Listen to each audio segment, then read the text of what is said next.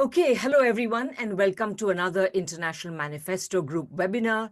As you know, the International Manifesto Group is an international discussion group which is socialist and anti-imperialist. And today we are going to commemorate 80 years of the defeat of Nazism with our webinar. I'm Radhika Desai. I'm the convener of the International Manifesto Group and your moderator today. Please also check out the International Manifesto Group at www.internationalmanifesto.org. Consider reading and signing our manifesto, check out our activities, consider donating, and please also help us by spreading the word about our work, sharing our videos, and our website. Today's webinar is entitled The Fight Against Fascism Then and Now, 80 years after the defeat of Nazism. And I am sorry to say that although I wish we were merely commemorating a very important event, this webinar is much more than a commemoration. It has to be, because fascist fascist or fascist-like forces are becoming increasingly visible in many countries in the capitalist world, both in first world and third world countries, and it is increasingly also an important factor in international relations. So we have an array of very knowledgeable and thoughtful speakers lined up for today. But before we go to them, I'd like to offer just a few thoughts on the subject to frame the issue. The bourgeois ideology tells us and essentially holds the view that fascism, it essentially exceptionalizes fascism. Fascism occurred back in the 30s. It can never occur again. It was about, anti-Semitism, etc., etc. So every effort is made to exceptionalize it. And to some extent, I would say that there are many Marxists who also accept this view. But really, if we were to interrogate it more realistically, more in a more historically accurate fashion, would we find that this is so? And this raises the question, how do we understand fascism? Now, it's also the case that a lot of the Marxist literature, much of which is worth reading, so this is not me dismissing it, but in much of the Marxist literature, it is regarded as something that accompanied monopoly capitalism, which we can say kind of started roughly in the late 19th, early 20th centuries. And many accounts of it, Daniel Guerin's comes to mind, emphasize the difference between competitive capitalism and monopoly capitalism in order to underline why fascism is specifically characteristic of the age of monopoly capitalism. Um, and Apulanzas, whose work I found very useful, considered it an exceptional form of bourgeois rule, alongside dictatorship and Bonapartism. The implication being that liberal democracy is the normal form of bourgeois rule. However, in my own work on fascism, which has been driven in large part with trying to understand the character of Hindutva in Indian politics, has of course driven me into a lot of the literature on fascism in Europe to try to understand it more accurately, so as to see if it applies to India or not.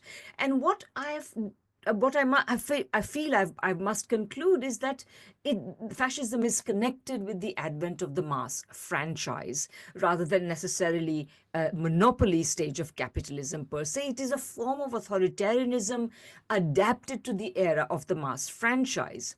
That's why the first fascisms occurred so soon after the introduction of the mass franchise in a politically consequential fashion. So, although Germany had a male adult franchise, going back to the latter part of the 19th century, these elected governments only began to wield real power in the Weimar era. So that's one element, and that's why, because they are adapted to the era of the mass franchise, in addition to violating the liberal constitution, in addition to doing all sorts of unconstitutional illegal things, fascism speaks in the language of working people and socialism, and it's reliant on organizing many of these people, or at least the lumpen proletariat, in organizations that are able to exert parastate violence.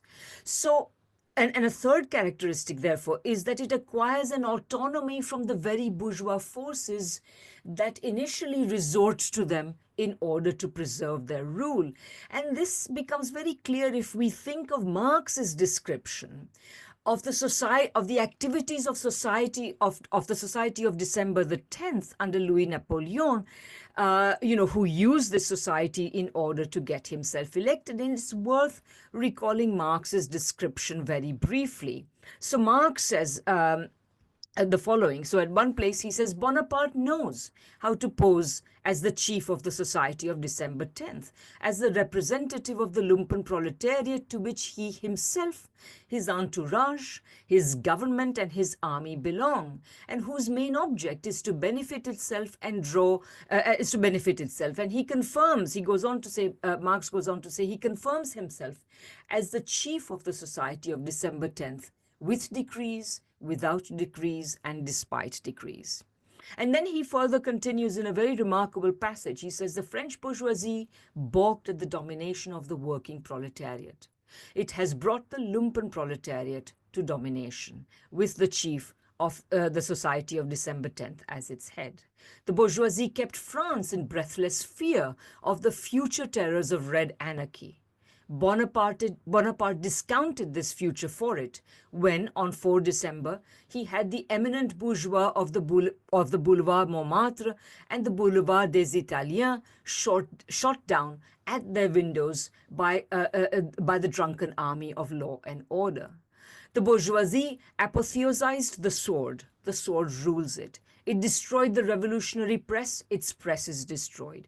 It placed popular meetings against police surveillance. Its salons are placed under police surveillance. And Marx goes on in this vein, clearly demonstrating a really sharp understanding of how, when you employ such an alien force to reinforce your rule, your control over it is limited at best. So if you look at it from this point of view, the post-fascist era, the 3 or so decades after the end of the Second World War, of course, in which Russian and Chinese forces were so critical to the defeat of fascism, we were looking at an exceptional period in which the working classes of the West, the Soviet Union, Chinese forces had not only helped defeat the illiberal option that existed within the capitalist world and was part of this inter-imperialist conflict, but also gave rise to the 3 post-war decades exceptional form of capitalism, which was heavily reformed, and that by permitting a very substantial concessions to the working classes, they seem to create the impression that liberal democracy and capitalism were compatible. And even then, we know that the capitalist governments of the West tolerated and indeed supported the persistence of many Nazi forces in the government apparatuses of the post-Second World War period. Internationally, as Gabriel Rockhill and others have shown, fascist forces were part of the creation of NATO. So despite these heavy reforms, fascist forces were definitely present. And of course, now that reform period is behind us, now that capitalism seeks to exercise its domination without such material concessions to working people, it is no wonder that we are seeing forms of fascism re-emerge. So without going into further detail, let me just say that therefore this forces us to conclude that fascism has to be regarded as an ever-present possibility in capitalism per se, not even necessarily in monopoly capitalism, although without doubt under monopoly capitalism, given the even smaller size of the capitalist class, it becomes even more necessary. And it implies that the existence of liberal democracy and capitalism, or the compatibility between liberal democracy and capitalism, is very low indeed. I'm Michael Hudson. I'm appearing here for the International Manifesto Group. If you like this video and ones like it, please subscribe. For more information, go to the address on the screen.